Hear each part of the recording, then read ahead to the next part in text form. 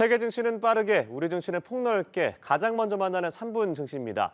연합인포맥스 이민재 기자와 함께합니다. 안녕하십니까? 네, 안녕하십니까? 네, 먼저 간밤 미국 증시 상황부터 정리해 주시죠. 네, 미국 주식 시장이 지난밤에도 약세 기조를 이어갔습니다. 예. 이 종가를 살펴보면 우량주를 모아놓은 다우지수가 1.53% 내린 39,065.26포인트로 마감했습니다.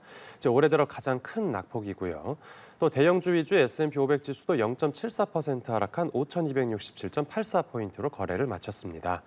그리고 기술주 중심의 나스닥 지수도 0.39% 떨어진 16,736.03포인트로 최종 집계됐습니다.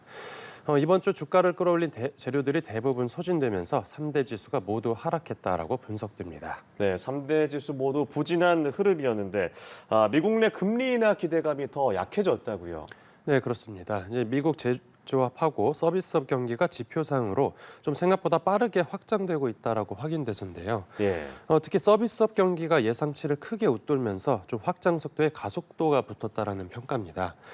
이제 미국 경제의 주축인 서비스업이 지금 고금리 환경 속에서도 이 둔화하기보다 오히려 확장 속도를 높이다 보니까 이 미국 내 금리 인하 기대감이 더 약해지고 반대로 금리 인상 가능성이 더 커진 분위기입니다. 앞서 투자자들이 미국 중앙은행인 연방준비제도의 금리 인하 시작 시점으로 9월을 좀 높게 보고 있었는데 네. 이번 지표가 나오고 나서 기대감이 후퇴한 게 이 수치로도 확인됐습니다. 이제 미국 기준금리 선물 시장에서 9월 기준금리 인하에 배팅하는 투자자들이 줄고 동결에 투자하는 추세가 나타나고 있습니다. 네, 미국 경기가 견조하다는 흐름이 이어지면서 약세장이 이어지고 있는 건데 하지만 이 엔비디아는 처음으로 $1,000를 돌파했고요. 네, 네, 그렇습니다.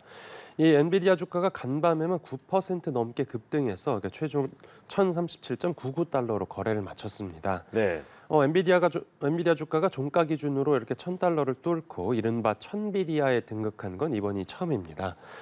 전날 장 마감 뒤에 나온 실적이 호조를 보였고 또 엔비디아가 주식 액면 분할 그리고 분기 배당금 인상 계획들을 이제 같이 발표하면서 전일 주가가 시간 외 거래에서 $1,000를 넘어섰는데 새벽 정교장에서도 좀 비슷한 흐름을 계속 이어간 겁니다. 예. 이번 실적 발표와 또 주가 급등을 기점으로 이제 엔비디아가 시가총액 3조 달러에 이를 수 있다라는 관측도 나오는데요. 예.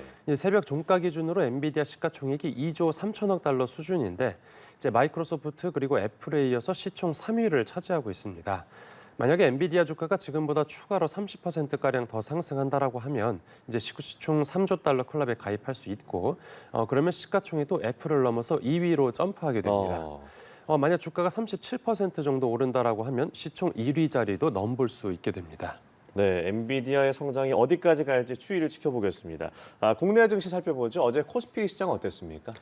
네, 어제 코스피 지수는 소폭 하락해서 네. 사흘째 이제 약보합세로 마감했습니다. 전일 지수 종가는 0.06% 내린 2,721.81포인트로 최종 집계됐습니다. 이제 기관이 특히 많이 팔았고 개인도 순매도에 가세하면서 지수를 눌렀습니다. 어제 장중에 정부가 반도체 산업 지원 방안을 발표하면서 반도체주만 좀 투자 심리가 개선됐는데요.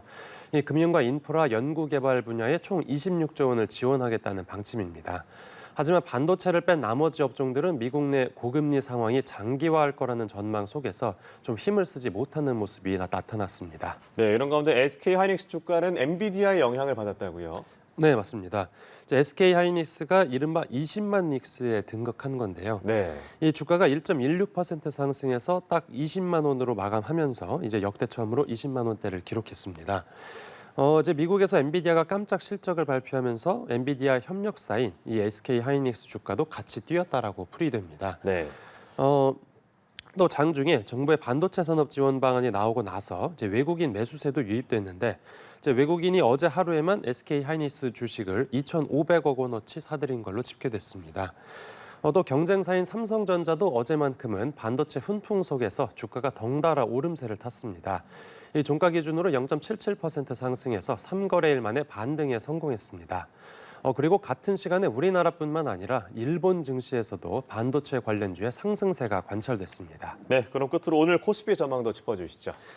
네, 어제 한국은행 금융통화위원회를 포함해서 이번 주 대부분 재료들이 소진된 만큼 오늘 증시도 좀 변동성이 제한된 모습을 보이겠습니다. 예. 특히 지금 코스피 대장주인 삼성전자 주가가 제자리 걸음하고 있는데 이런 추세가 계속된다라고 하면 이 코스피 지수가 2,700대를 크게 벗어나지 못하는 이 박스권 장세가 한동안 이어질 거라고도 예상됩니다. 네, 오늘 말씀 여기까지 들어보죠. 지금까지 3분 증시 연합인포맥스 이민재 기자와 함께했습니다. 고맙습니다. 네, 감사합니다.